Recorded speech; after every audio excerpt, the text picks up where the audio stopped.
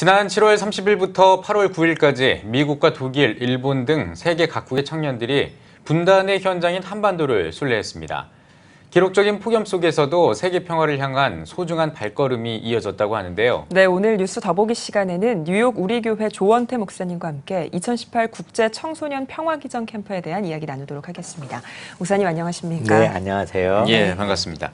자, 먼저 목사님께서 사역하고 계신 뉴욕 우리교회에 대해서 소개를 좀 해주시죠. 뉴욕 우리교회는 뉴욕에서 1975년도에 처음 시작을 했고요. 예. 지금은 예수님처럼이라고 하는 비전을 가지고 성도들이 함께 뉴욕과 또 전 미주와 또 세계를 마음에 품고 섬기는 교회입니다. 예. 네, 특별히 지난 7월 30일부터 8월 9일까지 2018 국제 청소년 평화비전 캠프 일정을 마쳤습니다. 정말 무더운 날씨 속에서 강원도 철원부터 해서 강화도까지 평화 순례를 이어오기도 했는데요. 네. 소감이 어떠신가요? 기록적인 폭염 때문에 사실 이렇게 몸은 피곤한데 마음과 영은 네. 정말 새로워지고 또 이 거듭남이 무엇인가 이게 우리 몸으로 체험할 수 있는 귀한 시간이었던 것 같습니다. 네. 예. 자, 이번 캠프가 올해 이제 5회째 열리는 행사고 또 매년 열린다고 알고 있는데요. 네.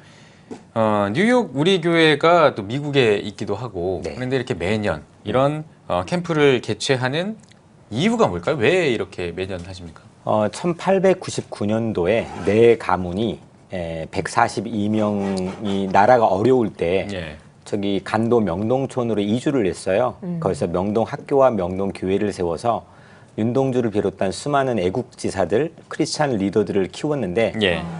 우리 전 세계를 마음에 품고 이제 세계 중심인 뉴욕에서 고국에 애국하는 청소년들, 다음 세대들을 키우기 위해서 이런 행사를 진행하고 있습니다. 예. 네, 이번 평화 순례에 우리나라 청년들뿐만 아니라 독일과 미국, 일본 등 세계 각국에서 청년들이 함께 참여를 했거든요. 네. 학생들의 반응은 좀 어땠나요? 학생들은 뭐 떨어지려고 하지를 않더라고요. 헤어지는데 너무 많이 울고 그런데 이제 가장 큰 거는 서로 기도할 친구를 얻었다는 것 같아요. 예. 자기 삶에 매몰되고 매일 게임하고 또 자기의 성취나 또 자기의 삶의 미래에만 집착했던 네. 사람들인데 이 친구들이 정말 내가 누군가를 위해서 기도해야 되는 절박한 순간들을 체험했고 또 같이 참여했던 국제적인 친구들도 그렇지만 이북에 있는 자기 또래의 친구들을 마음에 품고 9박 10일 동안 쭉 걷다 보니까 기도하며 걷다 보니까 기도할 친구를 얻었다. 이게 신학적 용어로 하면은 솔리더리티, 연대라고 생각하는데 서로 연대하는 힘을 교회를 통해 하나님은 주셨는데 이것이 가장 큰 우리 아이들에게 얻은 수확이라고 생각합니다. 네. 네. 그 다음 세대들이 직접 그 분단의 현장을 목격하고 또 직접 이제 체험을 하고 진정한 평화를 깨닫게 된 어떤 계기가 된 것 같은데요. 네. 왜 이렇게 이 평화가 중요하다라는 거를 이렇게 우리 다음 세대들이 깨달아야 하는지 그 중요성이 왜 중요하냐고 여쭤보신다면 어떻게 대답하시겠습니까? 우리 청소년들에게는 교회를 통해서 배울 수 있는 가장 중요한 예수님의 가르침은 평화라고 생각해요. 예. 실제 우리 기성세대들과 사회에서 보여지는 건 전쟁을 가르치고 또 미워하고 또 서로 질시하는 모습들을 주로 교과서처럼 보여주는 세상에 살고 있는데 우리가 교회가 앞장서서 이 아이들에게 만왕의 왕이시자 또 평화의 왕으로 오신 예수님의 삶의 모습을 우리 함께 나누고 배우는 건 너무 중요한 가치라고 생각하기 때문입니다. 네. 예. 세계 여러 나라에서 온 청년들이 한 자리에 모인 것 자체로도 참 의미가 있는 일인데 네. 이들이 함께 이제 고된 순례길을 함께 했거든요. 어떤 의미가 있을까요? 이 평화 순례에. 우리 평화 순례는 국토 순례 대행진이 이제 많이 있잖아요. 그것과 다른 거는 기도자 운동이라는 겁니다. 우리가 그 철원부터 강화까지 비무장지대 155마일의 반절을 걸었는데 이 반절을 걷는 동안 우리가 각자 아이들이 준비한 기도문들을 그 숫자에 맞게끔 정해진 장소에서 기도하고 또 그 철조망에다가 이 기도문, 자기의 쓴 기도문들을 걸어놓는 그런 퍼포먼스를 했는데 예. 기도자 그리고 기도하는 다음 세대 인재들을 양육하는 것이 이 평화순례의 가장 큰 변별적 있는 차이점이라고 생각합니다. 네. 예. 이 평화 통일 시대를 실현하기 위해서는 참 여러 가지 이제 협력이 좀 중요할 것 같은데요. 한국 교회는 어떻게 좀 협력할 수 있을까요? 지금 실제 이제 저희하고 서울 강남교회와 예. 또 독일에 있는 YMCA 그리고 가장 이 행사를 주도적으로 이끌어갔던 거는 국경선 평화학교인데요. 분단 70년 만에 처음으로 비무장지대 안에 있는 학교예요. 예. 지금까지도 그 비무장지대 안에 있는 유일한 학교인데 이 평화학교가 이끌고 간 이 행사에 우리 많은 한국교회 청소년들이 참여했으면 좋겠다는 바람이고요. 예. 사실은 협력이라기보다는 교회의 소명이라고 생각합니다. 이건 해도 되고 또 하지 않아도 되는 거 아니라 우리 청소년들 또 초등학교 아이들 또 어른들, 청년들에 이르기까지 1년에 한 번 정도는 우리 각 교회에서 비무장지대에 우리 철원도 좋고 고성도, 강화도 어디든지 판문점도 분단의 아픔의 현장에 찾아와서 그 아픔을 애통하는 마음으로 함께 기도하는 것은 한국교회가 꼭 함께 소명으로 생각하고 협력할 일이라고 생각합니다. 예. 네.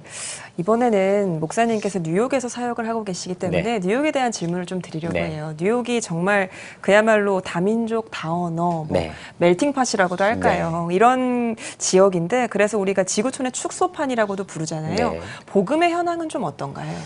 뉴욕도 마찬가지로 전 세계 선진국이 갖고 있는 어려움들처럼 교회가 많이 위축되고 사회의 어떤 대안이나 희망이 되어가는 거가 많이 열악한 상황이 되어가고 있다고 생각합니다. 하지만 정말 많은 다인종들이 모여 있는 곳이기 때문에 함께 교회들이 그 다인종들을 선교의 대상으로 생각하고 함께 동역하는 그런 움직임들은 여전히 활발하게 진행하고 있습니다. 네, 그렇군요. 예. 그 뉴욕 한인교회 특히 이제 한인 디아스포라 현황은 좀 어떻습니까? 지금 한 400여 교회가 있고요. 이 400여 교회가 전 미주뿐만 아니라 전 세계를 마음에 품고 세계 중심 도시답게 사역을 진행하려고 지금 네. 열심히 노력하고 있습니다. 네, 목사님 뉴욕이 네. 왜 선교적으로 참 중요한 지역일까요? 뉴욕은 예수님 시대의 로마라고 생각해요. 바울이 로마에 그렇게 가고 싶어 했던 이유는 가장 효율적이고 전략적이면서도 복음을 가장 파워풀하게 전할 수 있는 장소였기 때문이라고 생각합니다. 그래서 전 세계에 많은 사람들이 모여있는 뉴욕이 당시 로마를 통해서 하나님의 복음이 확장되었던 것처럼 이 시대에도 하나님께서 뉴욕을 통해서 귀한 일들을 이루실 거라고 그렇게 생각하고 있습니다. 예. 네. 그러면 그 뉴욕에서 뉴욕 우리 교회를 이끌고 계시니까요. 네. 교회 사역도 좀 궁금해요. 어떤 사역들 하고 계신가요? 교회는 우리가 보통 교회에서 하고 있는 일반적인 목회나 선교 교육들을 하고 있고요. 조금 하나 다른 거라고 한다면 지금 우리 이민자들이 미국에서 한인들을 포함해 가지고 매우 어려운 실정이에요. 그 반이민 행정명령이라고 그래가지고 1964년도 마틴 루터 킹이 I have a dream을 외치면서 민권법이라고 생기면서 처음 유색인종의 이민자들이 들어왔거든요. 네. 그 전에는 단 1%만 유색인종이었고 전부 다 북유럽의 백인들 중심의 이민자들이었는데 민권법이 생기면서 이제 한인들뿐만 아니라 모든 유색인종이 미국에 함께 살게 된 거죠. 근데 그 1964년 이전으로 돌리려고 하는 그런 움직임들이 있기 때문에 그래서 추방당하는 그 이민자들, 흔히 우리가 불법 체류자라고 이야기하는 그런 분들이 많이 생겼어요. 그래서 교회 안에서 이분들을 지켜주고 보호해준 피난처 교회 운동을 하고 있는데 이름에서 이민자 보호교회 운동을 하고 있습니다. 작년부터 시작했는데 120개 교회가 가입을 했고요. 지금 이제 거기 위원장을 맡고 섬기고 있습니다. 네.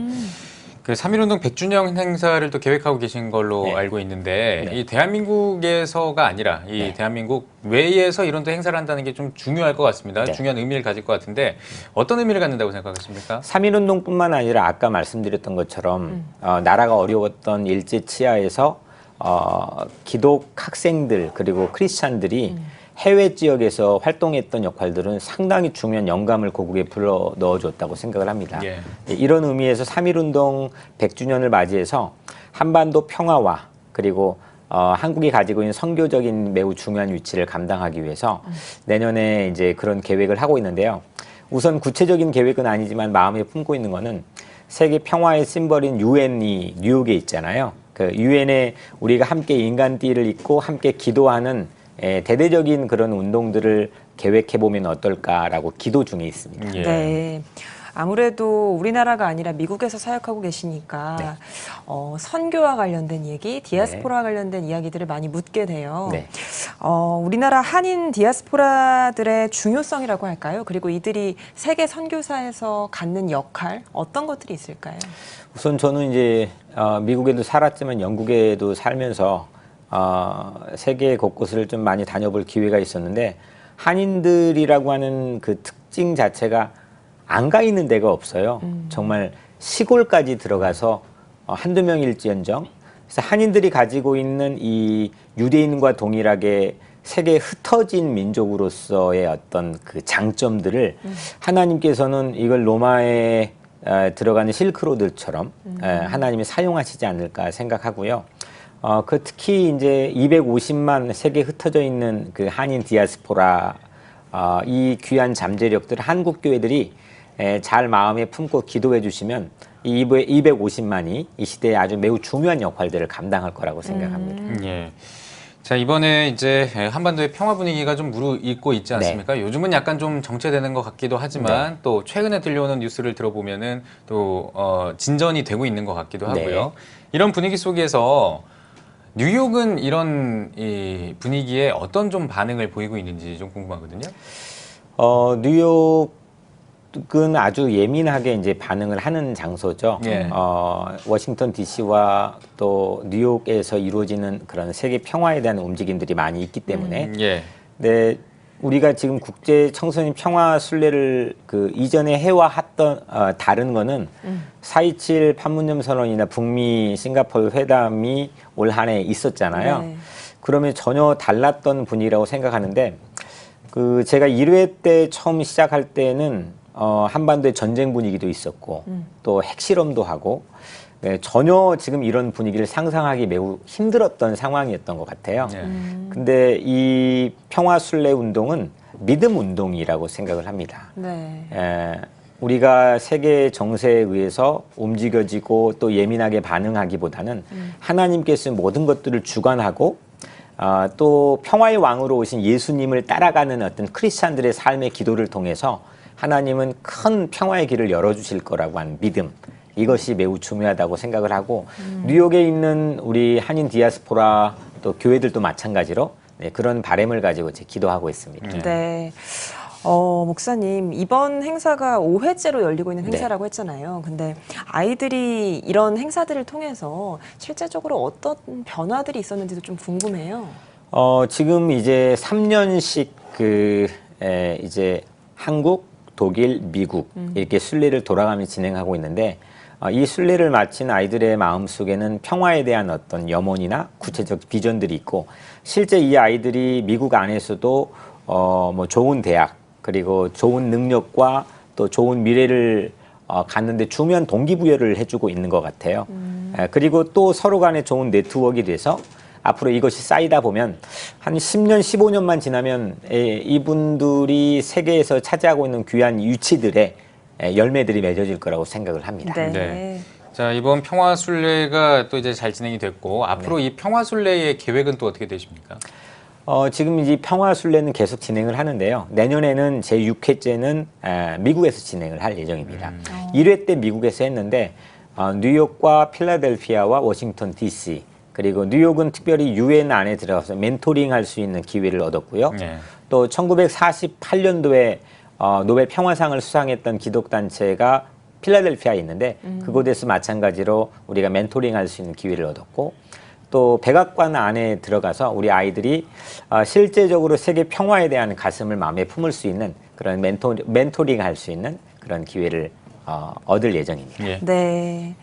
세계에 있는 다음 세대들을 위한 사역들을 이어오고 계신데 네. 우리 한국에 있는 다음 세대들에게도 한 말씀 해주시죠.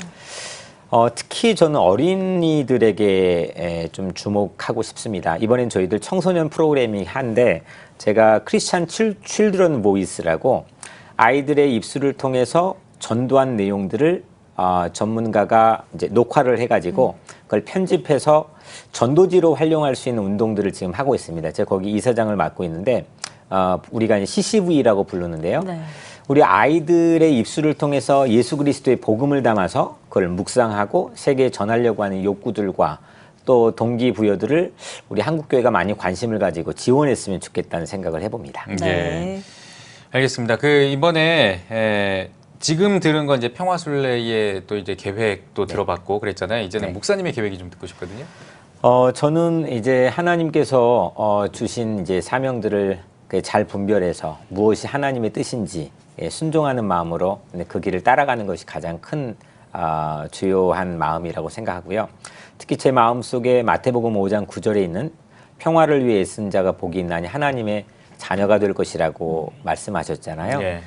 제 마음 속에도 하나님의 자녀됨의 특권을 누리기 위해서 좀 더 이 땅에 평화가 깨어진 곳, 그런 아픔이 있는 곳에 그리스도의 평화의 복음들을 전할 수 있는 그런 사역들을 하고 싶은 바람들이 있습니다. 네. 예.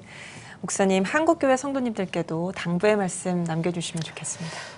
우리가 너무 개별화되고 있는 것 같아요. 사실 힘을 모으면 엄청난 큰 힘이 될 텐데 우리 한국교회 또 성도들이 이전에 있었던 구국 기도, 나라를 위해서 기도하는 그런 운동들을 더 집중해서 한 마음으로 펼쳐졌으면 좋겠다는 바람입니다. 네. 예, 알겠습니다. 오늘 뉴스 보기 시간에는 뉴욕 우리 교회 조원태 목사님과 함께 이야기 나눠봤습니다. 목사님 오늘 귀한 말씀 고맙습니다. 네, 고맙습니다.